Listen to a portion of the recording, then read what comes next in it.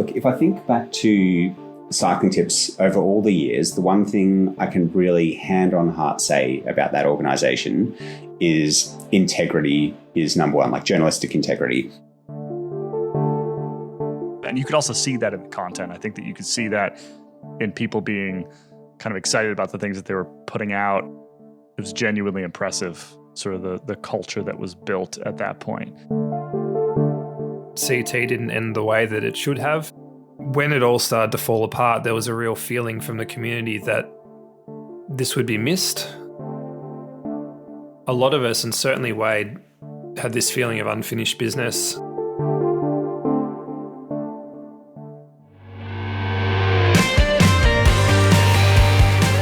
From Escape Collective, this is Overnight Success, the podcast about the entrepreneurs, the personalities, and the passionate people who make up the sport of cycling and the stories behind the icons they've built. G'day, listeners. We've got a bit of a different episode for you this time round. My name is Mitch Docker, and I am the host of the Life in the Peloton podcast. Now, instead of monologuing about his story, Wade has asked me to come in and host this episode and ask him how he built the business of CyclingTips. That amazing story that hasn't been told in one place. Guys, I hope you enjoy it. Sit back, relax, and here we go.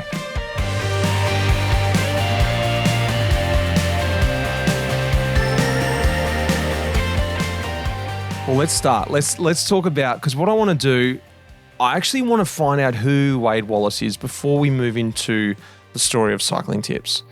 I don't actually know the story of how you ended up in Australia and how you ended up, as a cycling sort of fanatic, a fan, a real fan of the sport.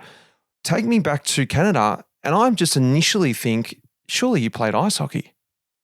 Yeah, like any good Canadian kid, from the moment I could almost walk, I was on ice, and you played ice hockey, and 9 months of the year, that's what you did. And it was just all I knew. I remember, I grew up in this town of 1,200 people, and it was a unique town because it was like a nuclear research facility was the town industry.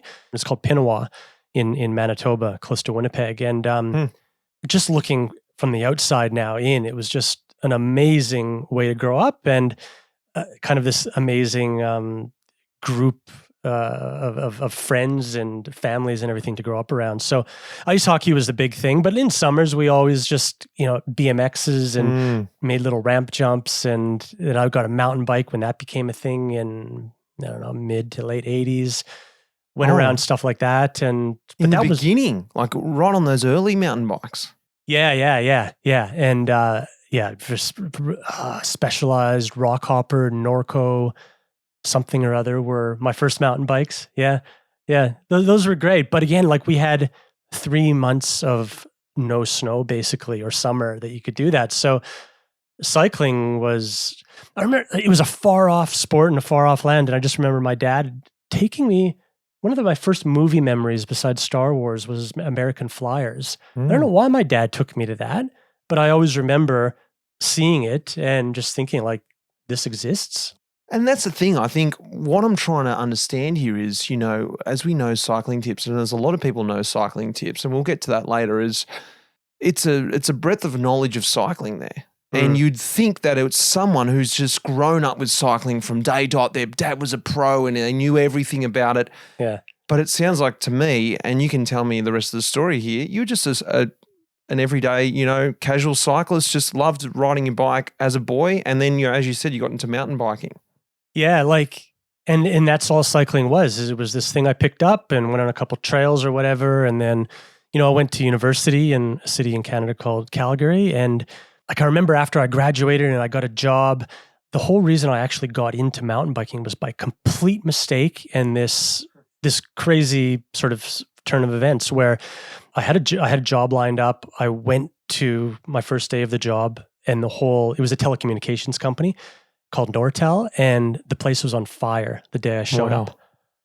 Fire engines and smoke, and I'm like, you got to be kidding me. Like $15 an hour, I could buy a Mustang, I could buy a stereo. I was just young 20 whatever year old. dream come true. And the place is on fire. So anyway, I go back home and like there's no mobile phones or anything to call manager, and they got bigger problems on their hands. So I went home, and weeks later or whatever it was, I got back in touch with the manager, and I went and they said, show up this day. And there were a lot of people they were hiring at this point. So like about 100 people had kind of been affected, and we were all just sort of, corralled in and went through onboarding. And I was promptly sent to a place that made cables. Like we were making thousands of cables by hand a day. Like it was on a production line. And I'm like, yeah, I'm supposed to be like this engineering job. And I'm like, putting up my hand sheepishly, like, I don't think I'm supposed to be here. And they kind of wouldn't listen. It was very hectic and stuff. So I was sitting beside a guy who was a pro mountain biker. Like he would race the World Cups and stuff, but also he would do this job for decent money in between, to fund it and everything. And I'm like, really? That happens? Yeah. Can you do that? And because I have a mountain bike, and I went out with him, and I asked him, like, can you show me? And I remember him absolutely, like, it was kind of an asshole thing to do. Then I think back of it, like he took me down stuff that I was nowhere prepared to, like I was wearing cutoff jean shorts and a baseball cap. But then I went to watch him, and it was a World Cup or a Canada Cup or something like that. And I remember seeing him, warming up in the trailers and all the people and like this, like, I didn't know this existed. This is amazing. I'm like, I'm going to do that one day. Cool. You know what? Yes, I thought it was the most amazing thing. It captured me ever since, right? Cycling, that was it. Bought myself a $1,200 mountain bike. That's going to be the last mountain bike I'd ever have to buy because I'd spend a lot of money on it. And bought a helmet and went from there. Yeah. And then you were in the scene, or just sort of stayed bubbling on the side because you're an engineer, as you said, and you obviously, made your bread that way or got your bread that way. So like that was just your hobby on the side, was it? Yeah. And I never did anything in cycling notable, but that did lead to road racing and seeing Lance in 99 win the Tour de France, and that story, how that captivates everybody. And no matter how many times I hear that story, I got to hear it again in a different way. But yeah, that's where, the training for mountain biking became more on the road because it's more structured and predictable and yeah, but, just racing Cat 1, 2 around, Canada and North America and stuff. But like, you take your vacation to do it or long weekends or whatever, but that was the extent of it. Yeah. We're sitting here in Melbourne, Australia now. Tell me about how you ended up here, because, well, not because, but, it wasn't cycling. Well, I don't think it was. It doesn't sound like it was for me. You were just sort of enjoying that at that level. How'd you end up here? Quarter life crisis, I guess. I was about 30, and like I got a job offer, and we packed up, and I brought nothing but a bike, a guitar, and a suitcase. And it was a cyclocross bike, which was not seen here at all at the time. And one of the first cyclocross bikes into Australia, I hear. That's what I say. It probably would have been. Well, let's fast forward to then 2008 and the first blog. Kind of been interested in blogs, and there's this one by Seth Godin. He's like this marketeer guru, amazing blog he has written, very insightful thing, and I loved it. And the company I was working for, the same one, Nortel, went into bankruptcy in the global financial crisis in 2008, and very quickly I was stuck there. I couldn't find another job because I was tied to my work visa to that company. No one was hiring.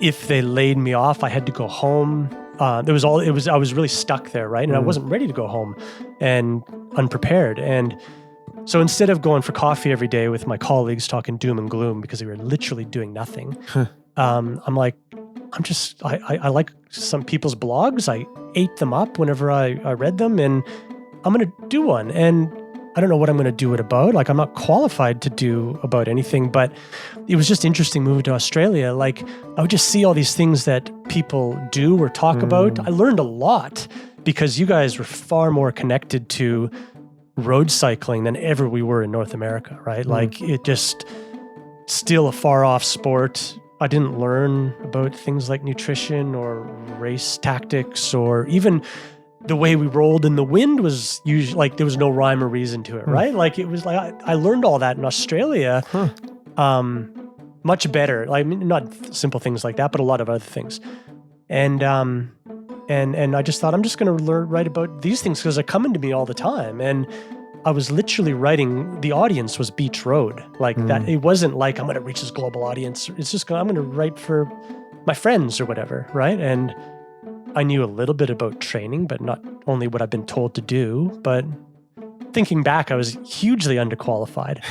But at the same time, like you got to remember too, like there was nothing out there on this. Like when I Googled like how nutrition or whatever, like there was a website that was called CyclingTips that came up, and I was always Googling things like cycling tips for nutrition, and now you would call that like search engine optimization, but back then I'm just like, I want a top spot on Google because I know that's the only way people are going to find this.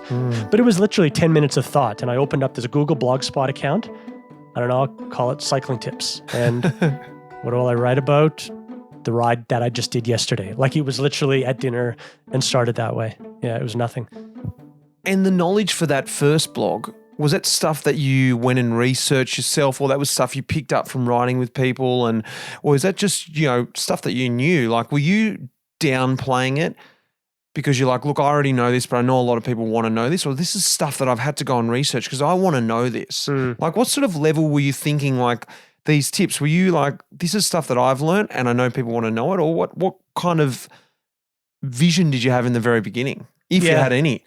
This stuff like was not anywhere or very few places. And this sport, right? It's just the school of hard knocks. Like you learn it by rough and tough, old school people and, being at the back and all that. And I know that comes up again and again, but I wanted to break down barriers. I literally wanted to like have this information out there. And the thing is though, is there wasn't anywhere to really check this either. Like I might've been saying things that might not have been right, like that first blog post, but it wasn't investigative journalism or anything and like that. And it's a blog post. You can almost say what you want to say. You weren't trying to fool people, but if it wasn't exactly to the point, that was the beautiful thing about it. Yeah, exactly. And I didn't know what I didn't know, right? Like, yeah, it was just me. I didn't even read it like or spell check it or anything like that. I just like this, this is how you would roll turn off into the wind and the crosswinds, right? I've learned that, and here's how that works. Like, look at a school of geese and how they do it, type things. Tell me then about the next few weeks, few months. What was the roll-on effect from that? Was it just purely the enjoyment you had, or you actually started to get some feedback from people? Yeah, like comments were a thing, right? But I remember people would comment. I'm like, wow, someone read this. But I'm like, well, I've already said my thing. I'm not going to reply to them. Like, it seems so obvious now, but it's like, no, like maybe I'll let someone else reply to them. And a good friend of mine said, no, reply to the comments. They want to engage with you, not with anybody else. And then that became a thing. Like, it was like, I was getting sometimes 400 comments post, which once I started answering them and a discussion took place, and then people started answering each other's questions or just comments or whatever. And again, these were like literally often people I knew or maybe names I didn't know, but and little things started coming my way. Like maybe someone would say, hey, I've got a DVD for a giveaway. You want to do that to your audience? But I didn't really think of them as an audience. These are, I don't know, it's a blog, right? I'm just people I'm speaking to or whatever. But yeah, it was just weird thinking back. There's no intention to it. There was just like, if you these days opened up a TikTok account, right? That was the end of it. So it sounds like to me, you were getting sucked into it. The comments, it was engaging for you. You put something up, people came back. It's exciting. I remember when I first started Life in the Peloton, I never had any financial gain from that. And I didn't care either because it was enough for me, and a little feedback. I'm not talking about 400 comments. I would literally get a passing by comment, 2-3 times a year. And that was enough for me because I'm like, people are liking this. So I can understand what you're talking about. It's enough for you. Yeah. Keeps you going. Did you think this is like ever at that point there, like, oh, this is something I can really do? It was just really just something you're just bubbling away. This is 2008. Not at all. And I remember the first advertiser I ever had was Ride Magazine. And Ride, a guy who worked with them named Toby, he contacted me. Their Tour de France edition was coming up. Can we advertise? And I'm like, I don't even know anything about this. Like, and how much? $200. I said, like, no rhyme or reason. I'm like, is that too much? Is it too little? I'll throw that out there. And he's like, yeah, cool. I just figured out how to put an image, like a GIF image that's no different than the GIF images today. And I put it up there. And I think I might have wrote a post saying like, hey, this is out now. Thank you for sponsoring it. And cool. That was it. And you know, at the same time I was reading like Bike Snob New York City, Fat Cyclist. There's a few others. I wish I could remember them, but there was an ecosystem of cycling blogs out there. And I wanted, like, that rose my level, right? Like that was like, ooh, I gotta, like, Bike Snob, my God, this guy was a phenomenal writer and hilarious. And he was the gold standard, right? He was just absolutely what I wanted to be, but didn't have the personality. So I had to do something different. And Inner Ring was also one that came up not too far after. And that was I really still enjoy what he does. I still go there every day.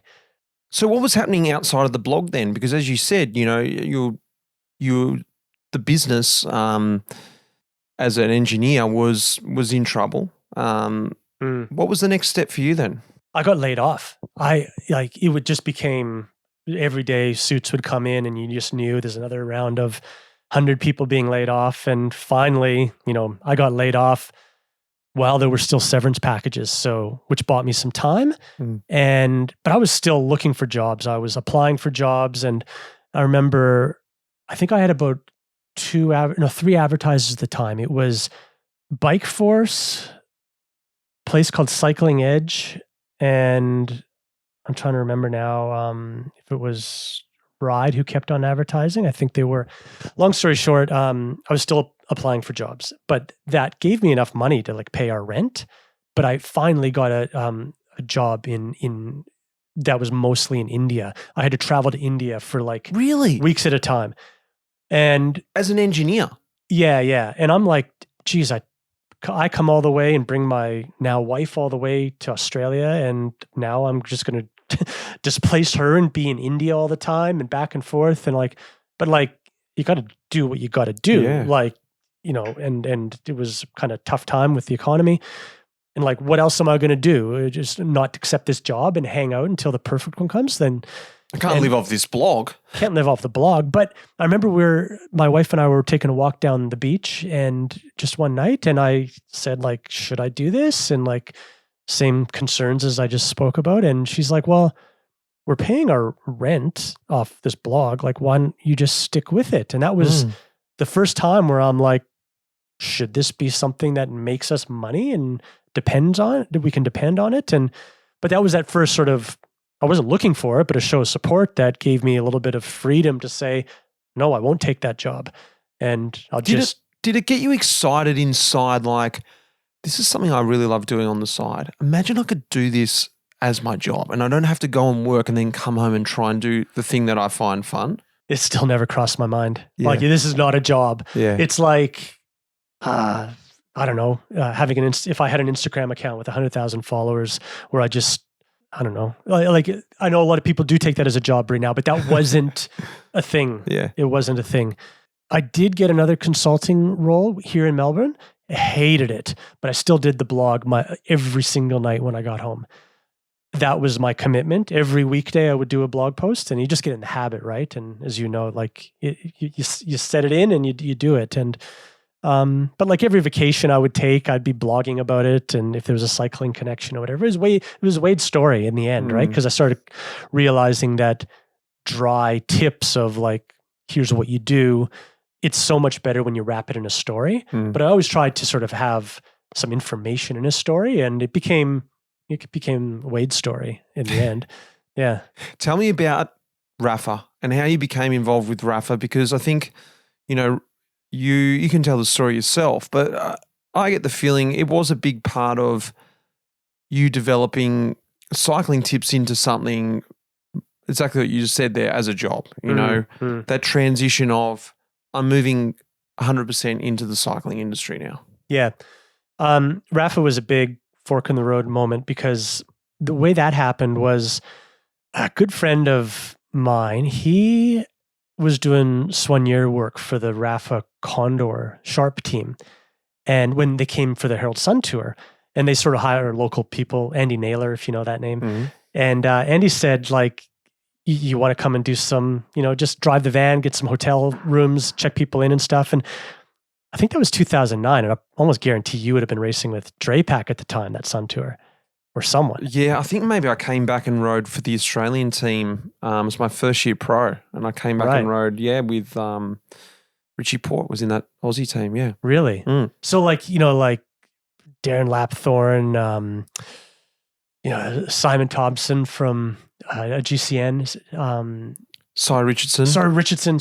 Yeah. Southam. Tom Southam. And I remember Tom, like he because I was kind of racing in the, NRS level and see you guys there sometimes. And Tom, when he was racing with Drapac, and I remember Tom, like he was the first one who sort of like, I've seen your face around, and he really welcomed me into that team because I was really awkwardly like, just helping out, but also like, I'm going to write blogs about this every day too. And through that, like blogging and being with the team, I got this relationship with someone at Rafa and marketing, say, can we use your photos and stuff for this and to do some stuff? And can you write a blog post for us maybe on their site? I'm like, yeah, cool.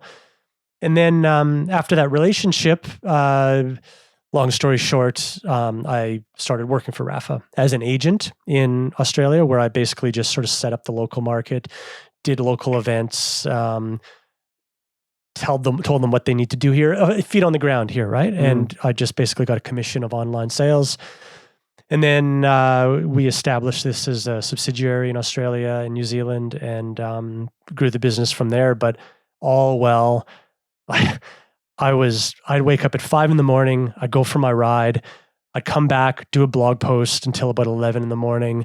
I would do Rafa all afternoon, early evening, because the phone calls started with Europe.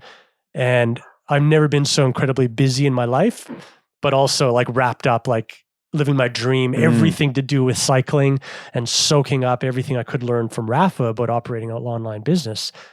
And I was employee 40 something at Rafa. And like I had weekly calls with Simon Mottram, who he was just like hustling as well, looking back. So like it was a very small company at the time, and just getting going and set it up here in Australia. And eventually it was a fork in the road of CyclingTips is actually starting to make real money now. And I'm trying to do it all. And Rafa was like, that was good too. But like, you probably know what you would do if you had something of your own versus a job, and that's just the decision I made too. But it was a big decision at the time. Oh, I can totally see that, because going out on your own, it's scary. I'm at that crux at the moment. I'm at that point where it's like life in the peloton is building up to a business, but I have that saying question is it a business? Yeah. Is it something? You know, I know it's something, but is it something? You know? Yeah. And there's other businesses well set up, established, and you can just roll into the mold. But would I ever be happy there? Yeah. Not having my own flavor on it, even if it comes down to the way things look. So I can understand that, and I can see it now why you did that. It's very easy from here and now knowing everything that's happened. But on the same note, you can also look at Rafa and go, well, that could have also been an awesome pathway being there from the beginning. Is there any, I guess there's no regrets, but, did you ever think that at any point after that decision? Well, after that, no. I mean, I'm so happy the way it all turned out and everything. But at the time, Rafa was like this new, aspirational, innovative brand that was breaking every mold in cycling, right? And to be on that train with so few people, and it was amazing. It was really, really cool. And you learned a lot. But I also had this other thing, and it didn't feel like I was really jumping off a cliff because there was money coming in, right? Far more money than Rafa, just through advertising, but it was getting too hard. I couldn't sustain, 5 a.m. till 11 p.m. every day of working. And I remember going into Simon's office, and I was in London at the time, and I just was fretting about telling him because that put him in a bad situation. And but he was, he knew he couldn't turn that around. My mind was already made up, and he gracefully let me encourage me to do my own thing, and that was good. And he had been through it before himself, so I'm sure he knew. And then the journey started from there. All that time in Rafa, I guess, you're seeing Rafa start as a company. You were there in the beginning. Were you taking mental notes about, okay, this is sort of how a business sort of gets going? Not as much that as understanding that if I wanted to actually make a go of this, and knowing the business I was in, as in like it's advertising, having the hat on of someone who would potentially advertise with, say, CyclingTips, and me also being on that side as well, and knowing what they would want and that type of thing. Not as much, an online business like that. It just a very different thing, but it was also like just the way they did everything was, it was a mess in the background, right? It was absolutely, but it was just a scramble and hustle. But it was so polished out front, right? And maybe just the realities that it made me comfortable with. That's the way it is and stuff. But I mean, I did get a lot out of working with them, and someone like Simon, like, there's two people I asked myself when I asked myself, like, what would Simon do and what would Seth do? Seth Godin, that first blog, whenever I have a tough choice on my hands, I asked, like, Simon Mottram. He was a very, unwitting mentor of mine. Like, he wasn't formally, but, I always cherish my conversations with him and stuff because he is such a amazing mind, the most perceptive person I think I've ever met.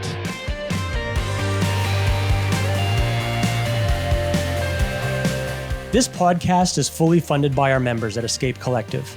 In fact, all of our content on our website and our podcast network is 100% supported by our members who believe that cycling media should be independent from the sport and industry we cover, and that we should exist to serve you rather than live or die by our ability to be a platform for the sole purpose of selling you more stuff.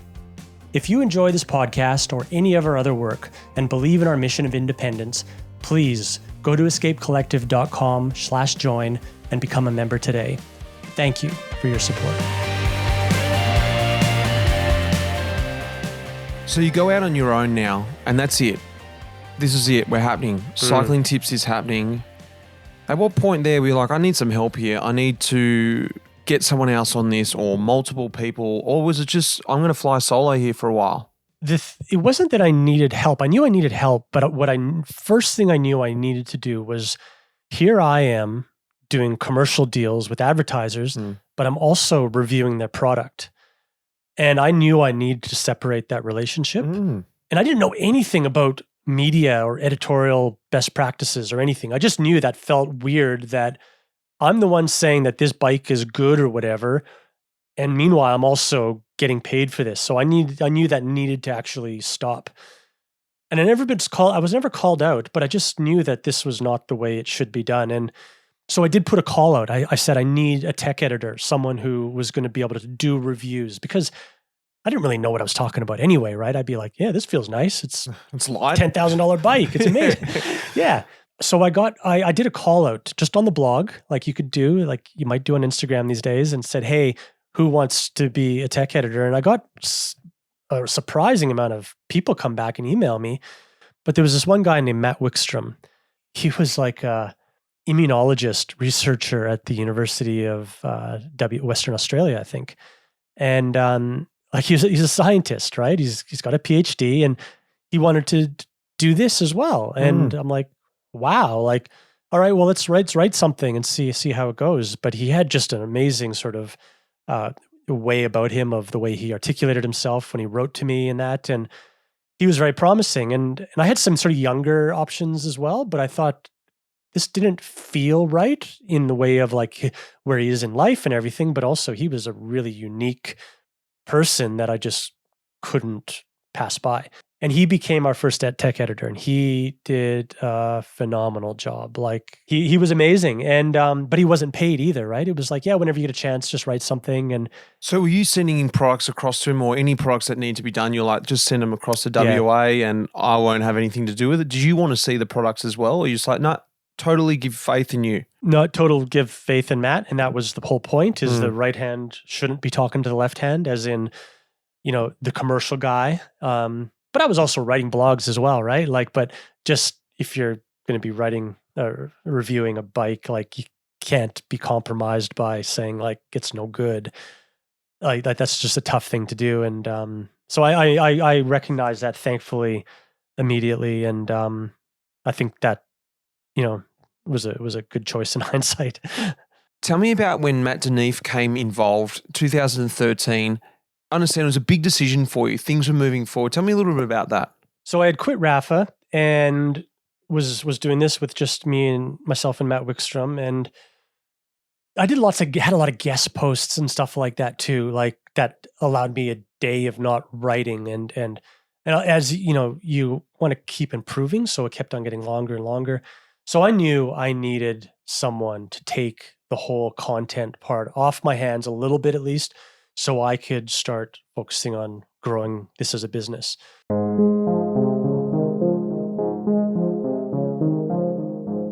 I was a big fan of CyclingTips and had followed it since it started, really. This is Matt Deneef, Wade's first formal hire at CyclingTips back in 2013.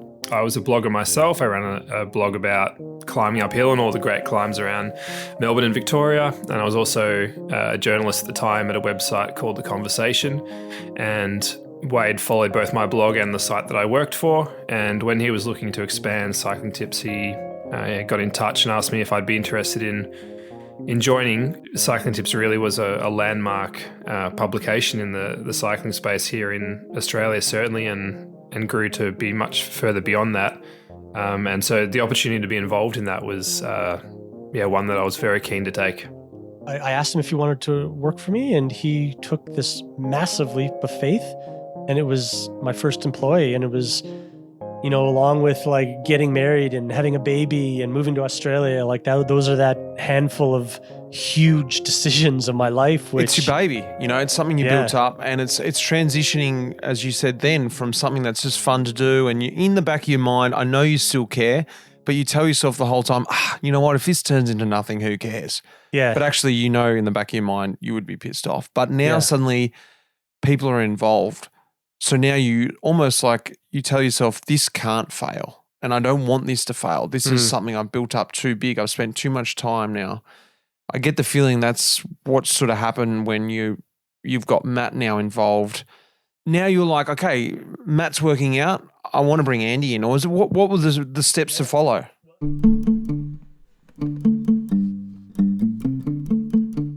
I'd just been made redundant, and I was about to have a kid. I wasn't sure what to do. This is Andy Van Bergen, Wade's second hire at CyclingTips back in 2013.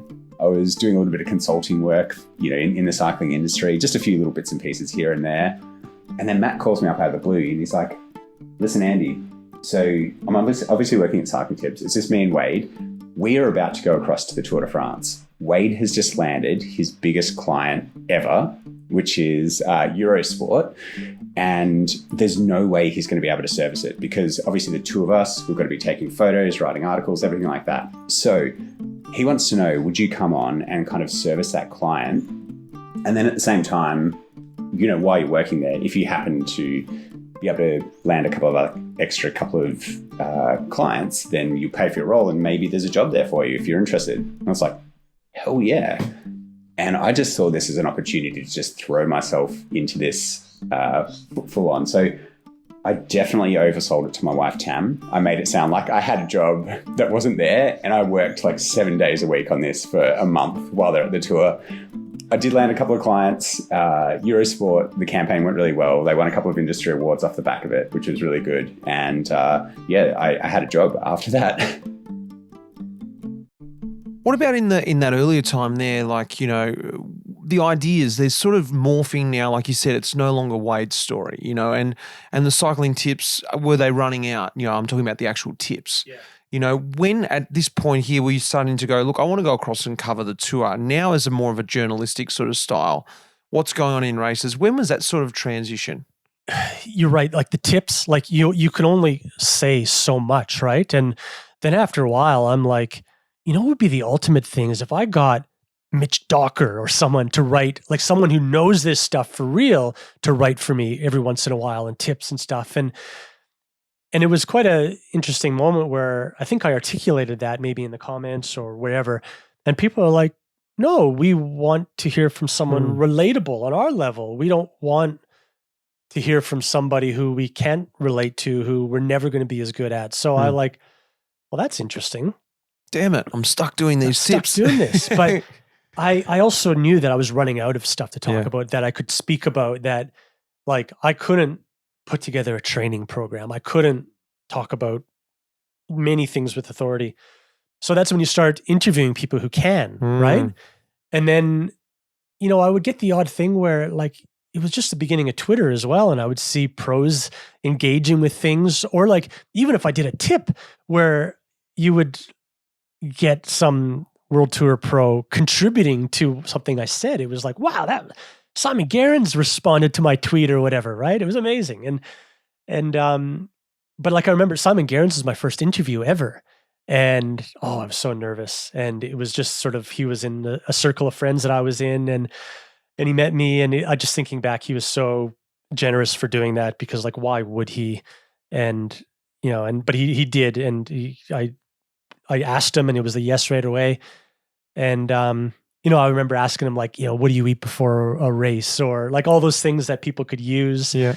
But like after, you run out of things to say, you start interviewing people, and then you start interviewing your idols and on and on. And then a few things start getting thrown your way about like tidbits of news or whatever to talk about. And yeah, it just sort of progresses from there. And you become very much a fan of the sport too, right? So you want to talk about the news. And because at the time, cycling news was around, and it was a place that people went for results and, stories and who knows what else. That was something that you were thinking, okay, that's something that we could include some of that stuff, or were you looking at other websites as well and going, that's something we want to take from everything and morph our own path? At that moment there, when you're heading across to the tour, what was the vision of CyclingTips? As you said, it was no longer just a tip-based website. You were reviewing tech. You were going to a race. What was the vision at that point?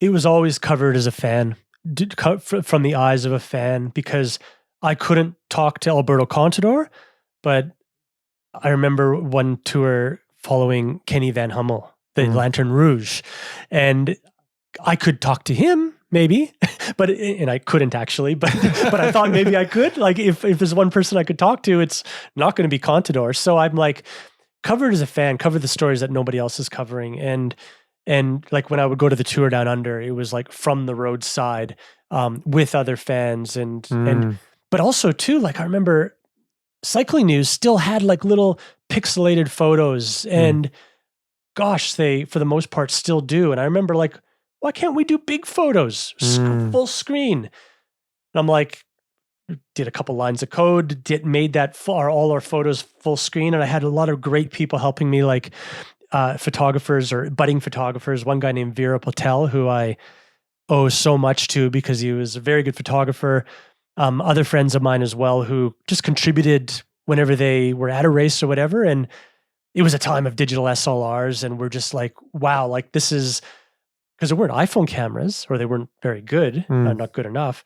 But I'd get all this amazing, like from behind the scenes photography, and we'd post that full image, and that wasn't seen anywhere. And I'm like, well, the second Cycling News wants to do that, I'm dead, because I got no differentiator. And still, most places post small photos, but it's also because, people are viewing this on mobile now, so it's not needed. But at the time, I thought, let's just do these little things different, and that sort of paid off.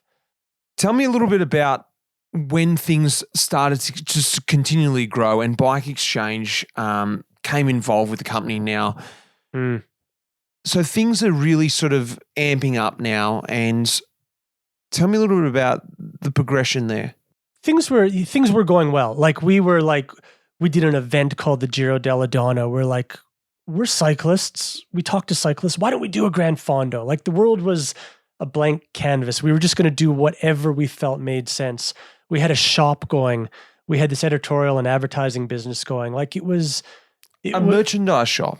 Yeah. And again, this is the time of just Instagram just starting, and we started with socks and you had an online shop, or you had a space? We had it online. Oh, yeah. It was online, but it was boxes back in our office and stuff.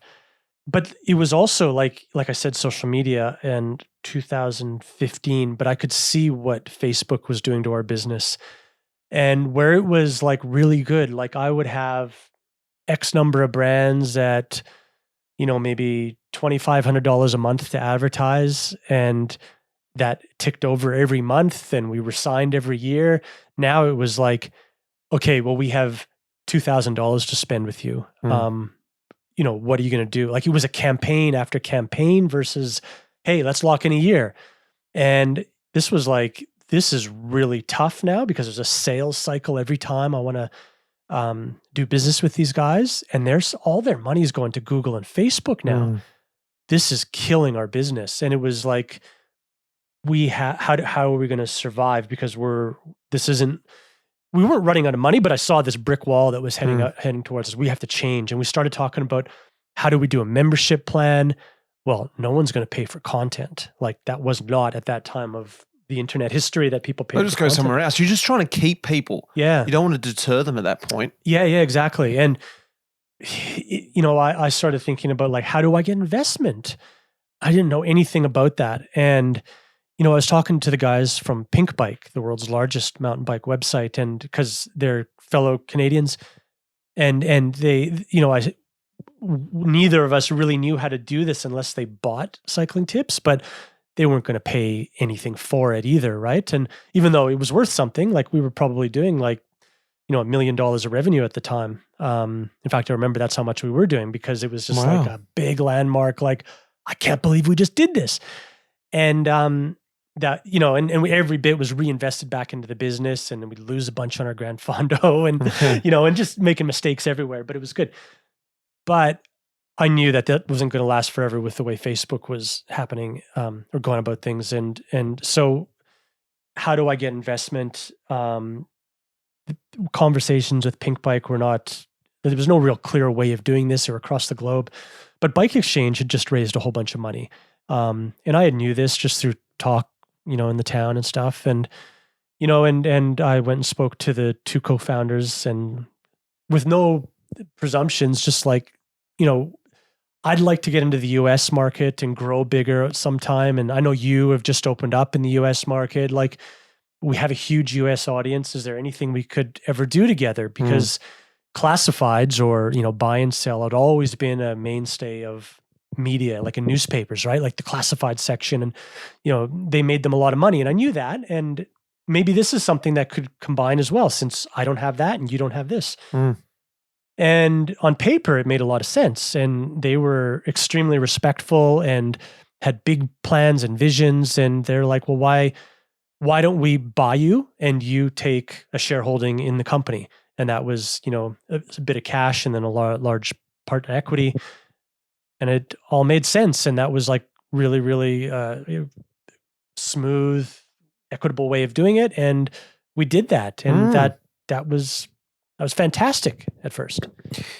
What's the company looking like at this point? We're about 2015. Company's about sort of, 5, 6, 7 years old if you want to go right back to the first blog. Yeah.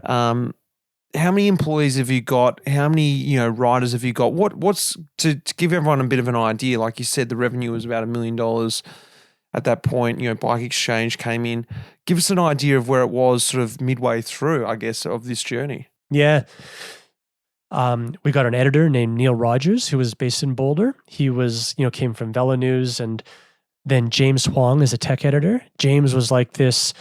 Both James and Neil were these like halo, profile hires who were really good at what they did. Like those are big names to get in the US industry, to get into that market. You'll get noticed, right? And then a sales guy as well. I think that was 3 main hires. at the time to get into the US market. So we were, around this 10 at the time, right? We also had another sales guy as well. And so we were around 10 people at the time. And, $1 million might sound like a lot, but it's not paying for 10 people, right? And So what was your role at that point? You weren't writing per se, or were you still writing?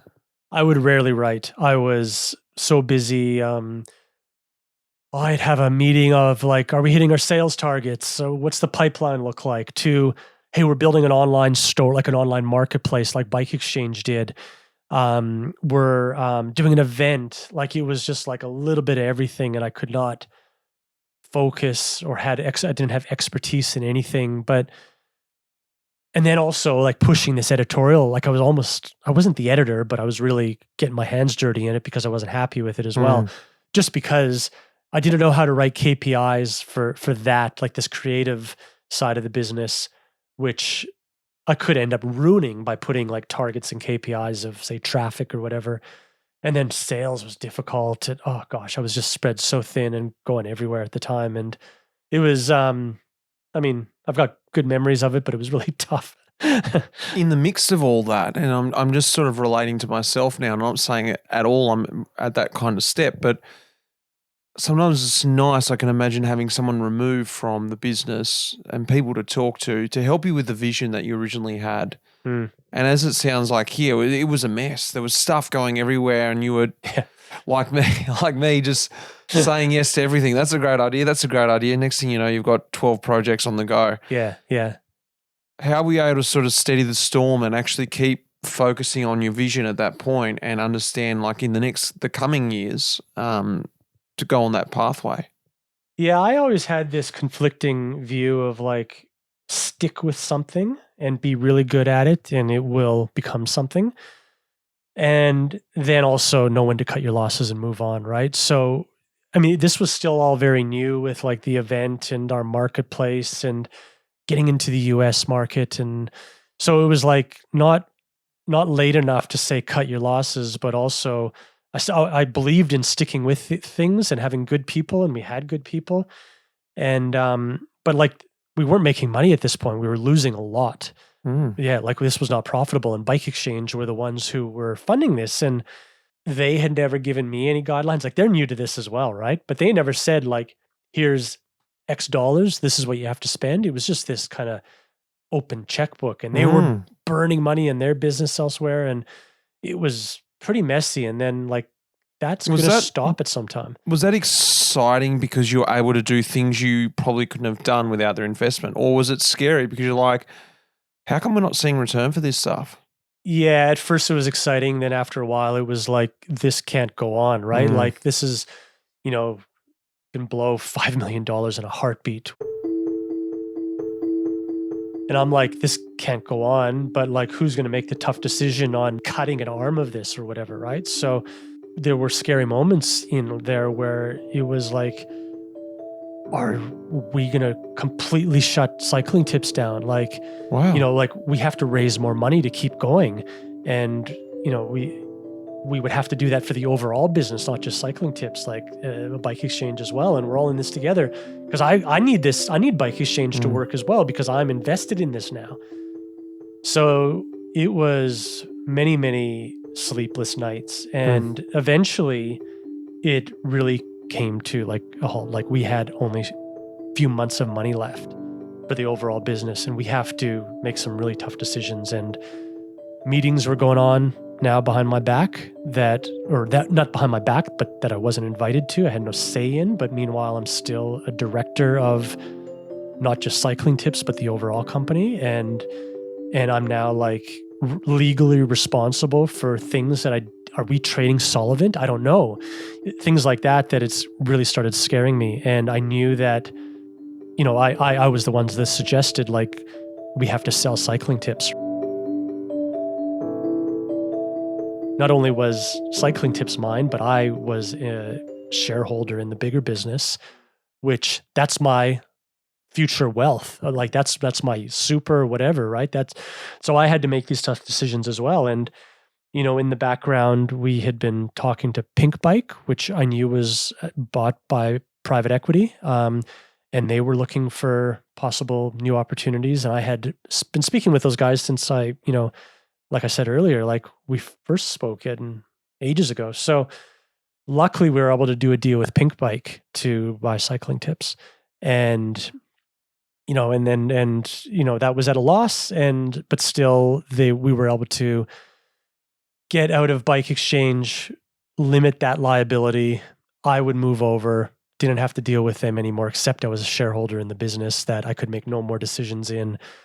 It was a brutal, brutal time. Like at the time I was angry. I'm lucky I've never, had mental health issues, but looking back, like if there's any sort of depression I've ever gone through, it would have been during that time. It was like a dark period. If I had to endure that any more than 6 months or whatever, like it was horrible. But luckily that was just a circumstantial thing than a mental health issue. And I can relate to that now. And it was horrible.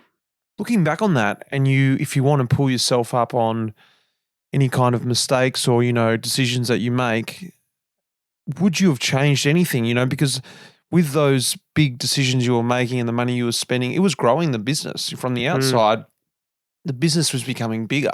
Yeah. And it was everywhere. And, you, like you said, you were at an event or you were just growing it and people were doing more articles. But on the same side, money was being spent that you didn't have. Yeah. So to think back on that, what would you have changed? I don't know if there's anything we could have changed, to be honest. Absolutely nothing. I made the best decisions I could have at the time with what was in front of me. And it's led me to where I am now. I certainly learned a lot by it going wrong. If it all went right, I wouldn't have learned anything. And it was tough at the time. It was, like I said, one of the worst times of my life, but I feel like I really grew from that, and it allows me to do and see around the corners with what I'm doing now. And I've always said I'm not going to ever make those mistakes again. I'm just going to make a whole new set of mistakes. So Pink Bike, in a way, I guess saved CyclingTips, but CyclingTips as a brand was in a really good spot. Everyone from the outside, it was doing great things. Moving into sort of that next phase, I feel like, it's the last phase more or less. It's like CyclingTips was rising up through the pandemic before we saw the end of CyclingTips.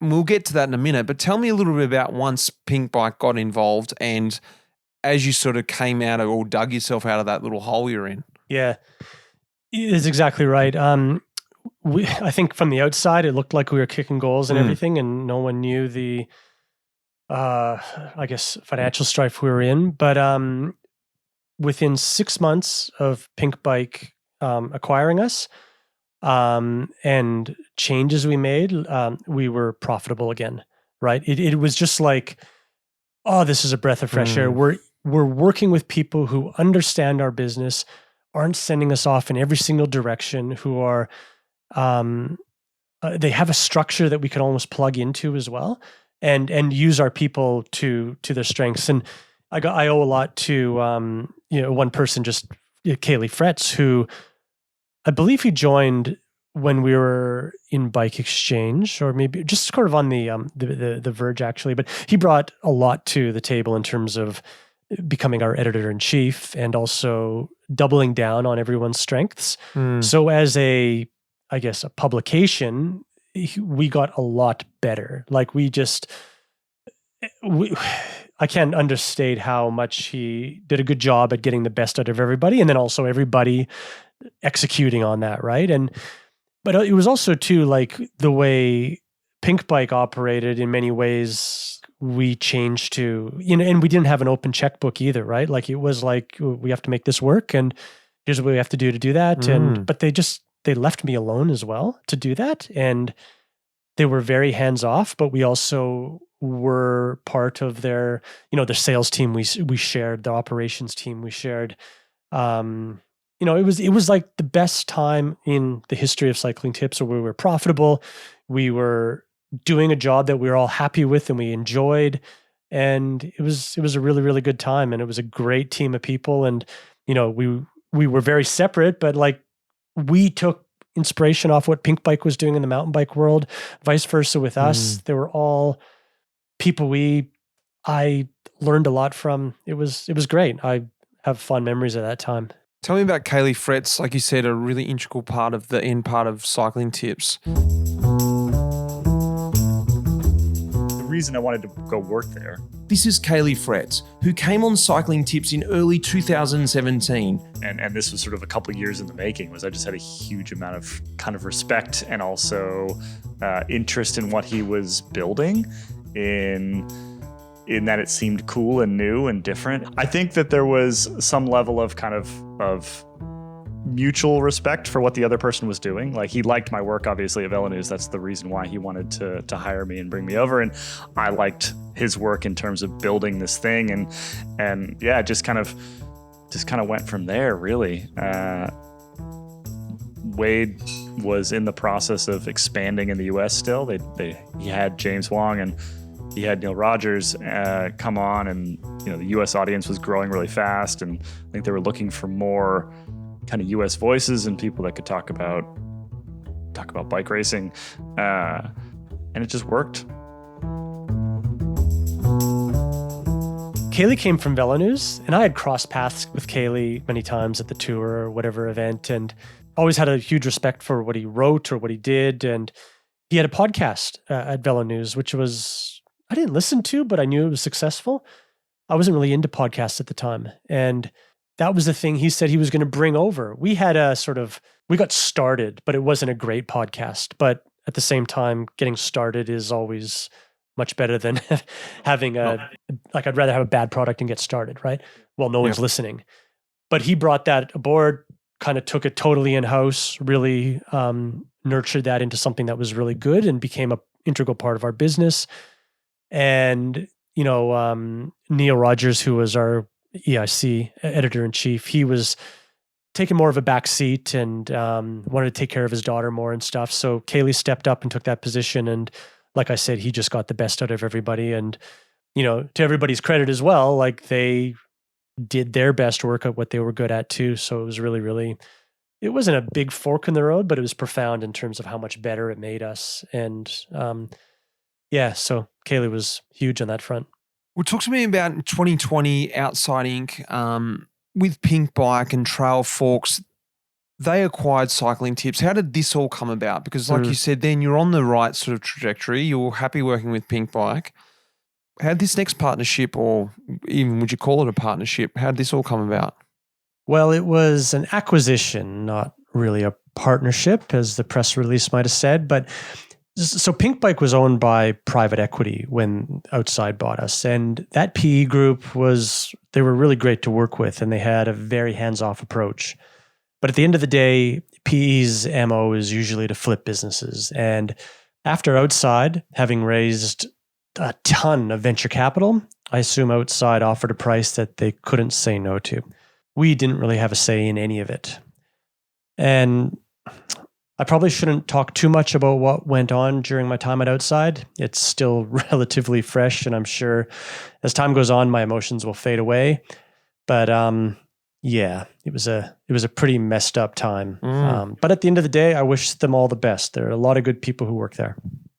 Let's talk about when things beginning to sort of downfall. When you resigned, August 2022, things started to crumble, I guess. You obviously could see that from the inside from the very beginning, day one, like you said, but you hope for the best. You did extra little projects like Vanguard, but ultimately it came to a point where you're like, I'm out.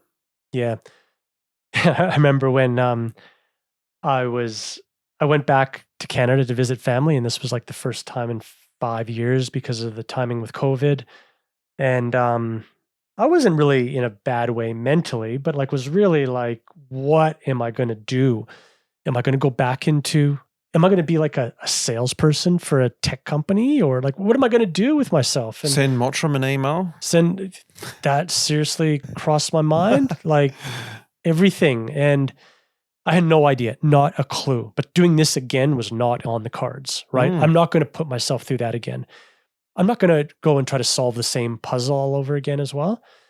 I was put into motion to basically destroy Cycling Tips, VeloNews. I was managing all of those at the time. I was not just managing Cycling Tips.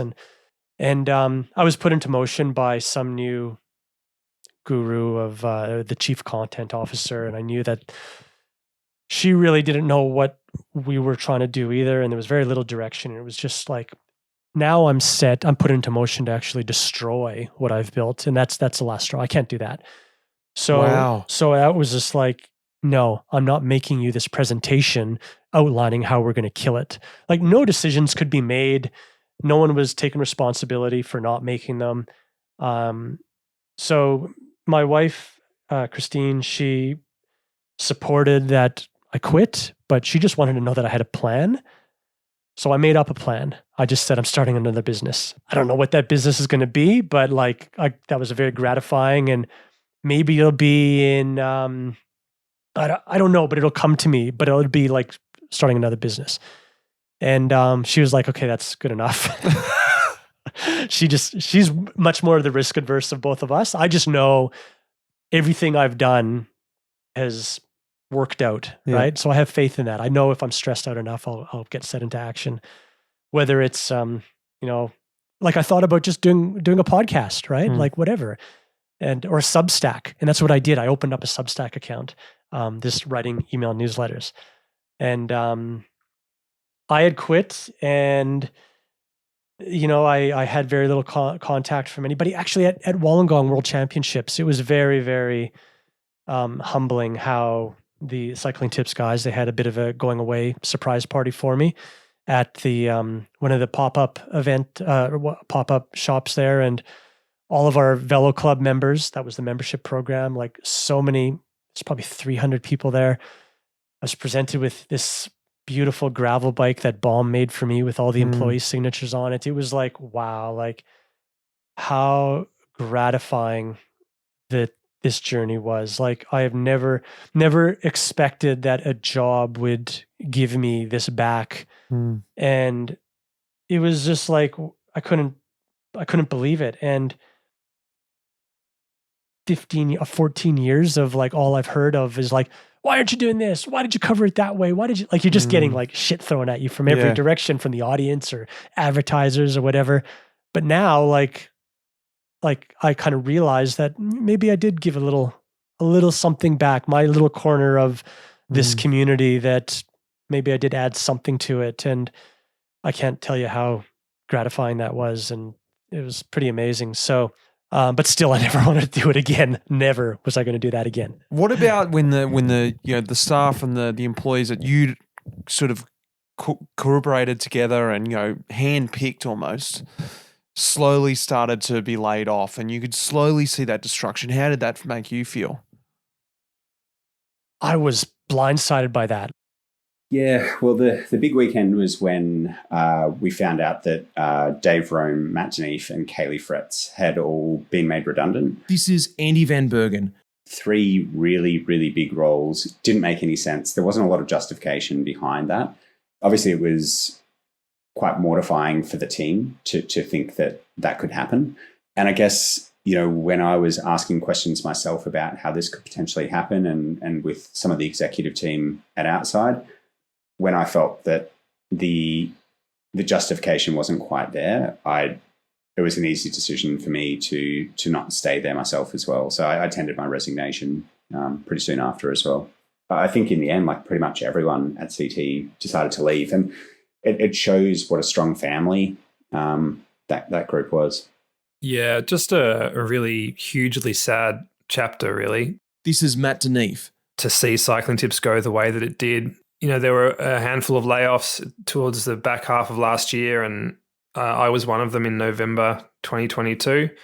I was very sad to leave. I thought I was still doing great work and I had a lot more to offer, but, couldn't do much about that. And then a lot of, more redundancies followed and a lot of staff left, and it didn't take long for things to fall over completely. Yeah, I think just the overwhelming feeling for me is just one of sadness that so much work kind of came to a close and that CyclingTips now no longer exists. And it's not even like the content still exists, because in a lot of cases, the old stuff that we've done hasn't survived the merger across to the new place. So, a decade or more worth of, well over a decade worth of hard work from a lot of people, it just kind of disappeared into the ether. And that's heartbreaking, for people that have contributed to the site, freelancers, and certainly for those of us that work there and put so much energy and passion and love into the project.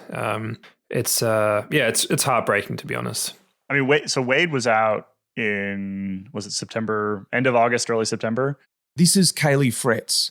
So he actually missed some of the best bits. And by best, I mean worst. He missed some of the worst bits because he was actually not in the organization for the sort of the real downslide at the end there. In those last couple months, what was really clear to me was that there was a pretty insurmountable difference in vision for what Cycling Tips should be, and also for the importance of things like Velo Club, the membership that we had.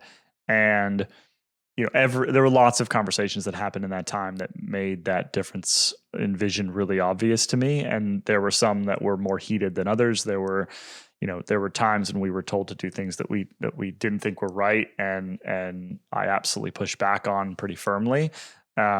Basically, like the disagreements came down to what I felt was sort of a lack of value put on like what made us unique, and sort of a misunderstanding of where our value actually came from.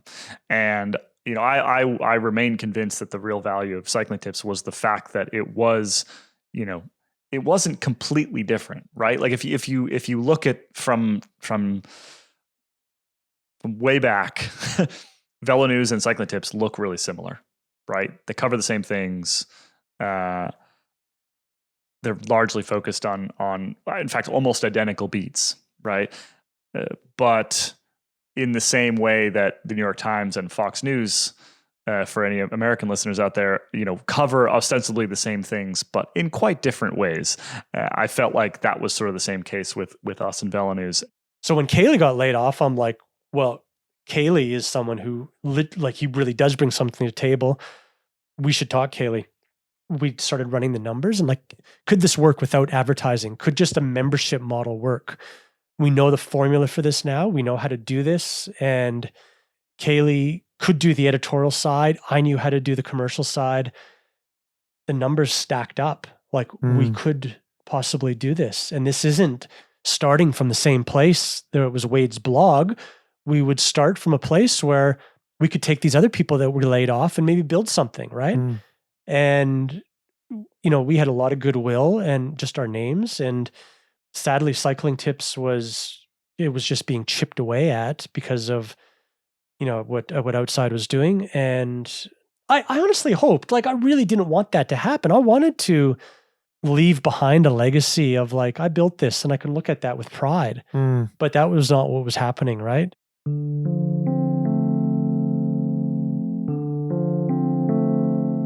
And especially after they left, things started changing in a hurry. And names that I'd never heard of before started writing for it. And now it was completely unrecognizable to me, right? Like people were leaving because it was just like one by one, people were leaving the business that I had hired or Kaylee had hired.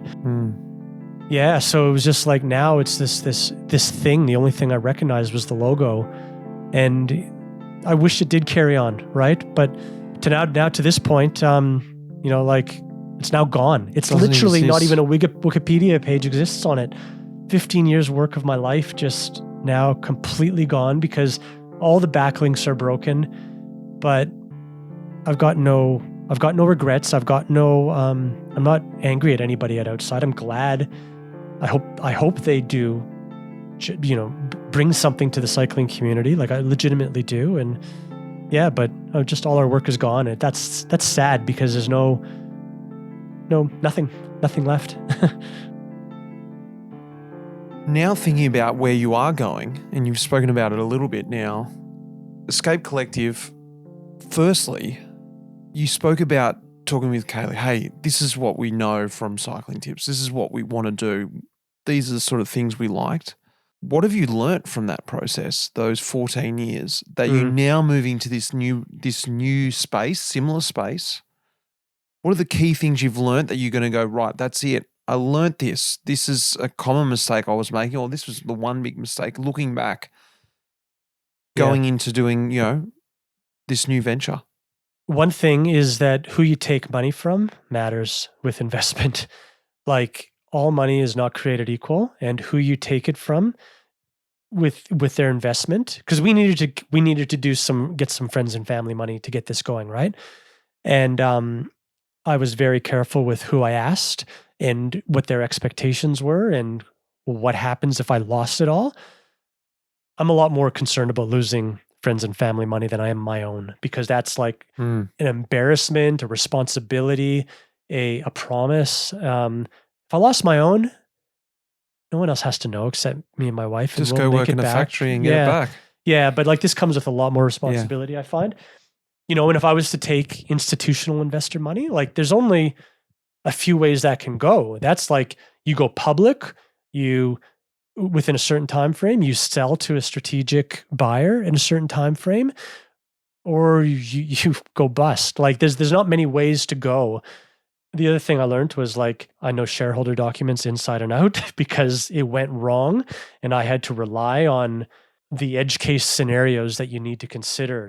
All the legals up front with starting a new business. I knew how to structure this, so I am going to stay in control with these decisions for a long, long time to come. But what you take out of that process, and I say this about can only refer back to when I was racing, set myself the goal. Most times I didn't actually achieve the end goal, but it was what I tried to achieve on the way there that I learned so much out of it. It was a failure because I didn't get the goal, but didn't mean the whole project was a failure because I did all these things trying to achieve this goal, and that led me down another road. Yeah. Yeah, no, I completely agree. Fail quick is always this sort of saying, and that I don't like that saying, because like you have to actually don't fail and drop it. Like fail, but like move the goalposts, go aim somewhere else. Don't take it as a failure. That's for sure. Right. And don't give it up. Don't just leave it all like on the table. That journey is an amazing thing. And gosh, the life, Mitch, like this journey, even just sitting here today, speaking with you, for example, like, it's like, holy shit, I got to pinch myself a million times. Like, I just remember back when the first product launch I ever went to, when it was just me as a blog, BMC asked me to come to Switzerland for a product launch. And I got to go to the Tour de France after that. And that was, at the time, the closest thing to a dream coming true I've ever had. I get to go to the Tour de France. Like, what? Like, it was beyond my wildest dreams. I never thought I'd go to the Tour de France. It wasn't even something I dreamt for. I don't have big dreams in life, but so many things that I've just been sitting around thinking, like, this is a moment where I have to just reflect on. And that's what it's taken me on. I don't know where this is going to take me, this escape journey. But we haven't reached cruising altitude yet. Like, we're just on liftoff, and we're burning a lot of fuel to get there. Right. But, so I've got to be very careful, and I'm not getting cocky by any means. I'm not resting on our laurels, and, we'll see where it goes. That was my last question, to ask you what the vision was of Escape, and you more or less answered it then, that you're not exactly sure yet. You just sort of, you've set up the foundation of what you've learned from those years and what you've taken the good parts from it. Like you said, I'm not going to get involved in advertising, and I want to build this membership base, which you've done. I guess, do you have anything more to add on, where the vision, where the future lies for, Wade Wallace I'm sure you've done a little 10-year plan. Yeah. I don't need to hear all the nuts and bolts of it, but, just to give everyone a bit of an idea of how this is going to be different, or maybe it's not going to be different.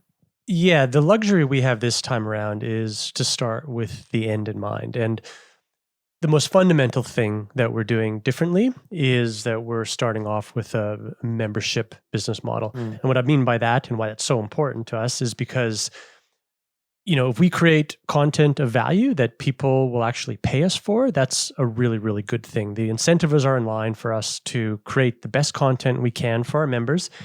And that gives us a predictable revenue stream and predictable cost structure such that we can service that and grow based on that. We have the confidence to invest when we have that business model. So that's really important. I know things are going to change 100 times in the next 10 years, but for now, I've taken a lot of inspiration from the website, The Athletic. And if you're not familiar with The Athletic, it's a sort of a mainstream sports website that has seen the destruction of local reporting and local sports coverage. And they've brought that back under a member model.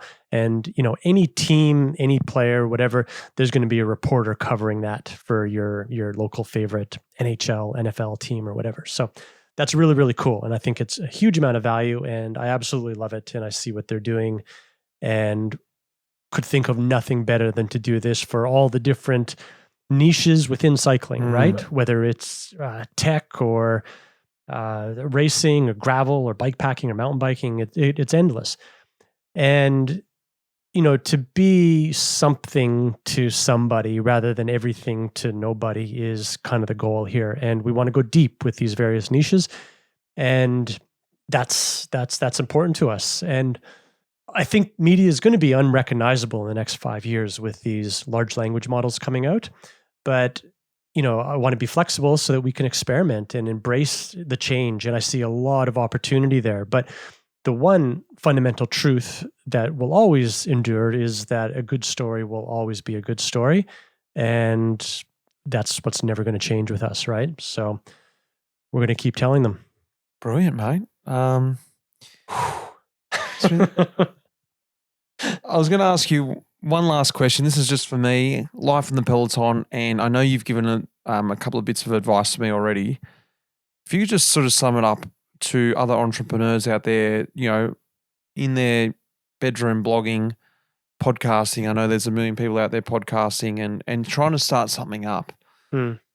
I've reached out to you for advice off air because I value that real advice you give. You don't talk over my head. You can relate to me where I'm at. I guess, to sum it up, can you give people like myself or even a young version of yourself that piece of advice? Yeah.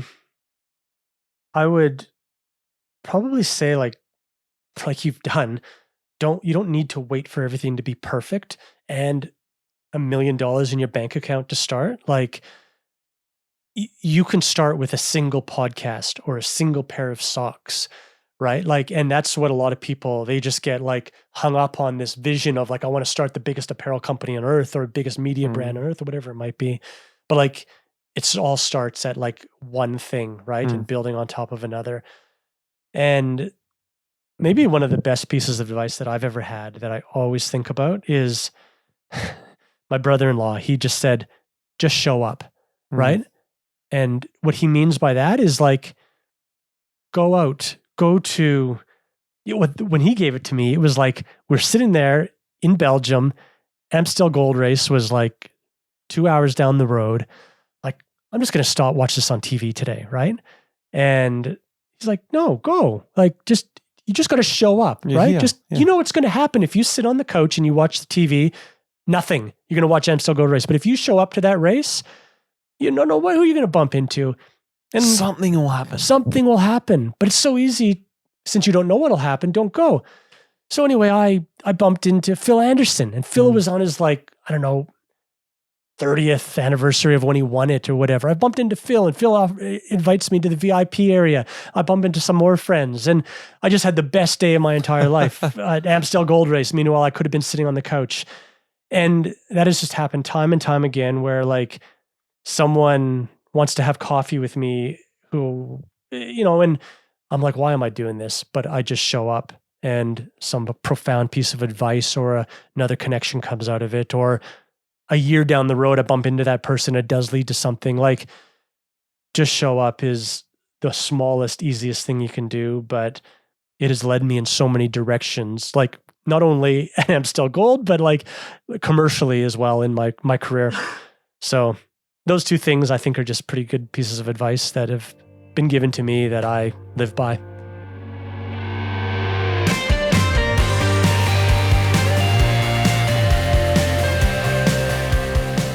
I hope you enjoyed this episode that was a bit different than the rest. For a long time now, people have been asking me to tell the Cycling Tips story, but I knew for the past couple years that it wasn't complete yet. Now the story is finished, and while I wish it had ended differently, I'm immensely thankful for the journey. If it had gone any other way, I wouldn't be here right now with this wonderful group of people here at the Escape Collective. I have countless people to thank who have helped me over the years who were not mentioned here. You know who you are, and please know that your contribution, no matter how small, will never be forgotten.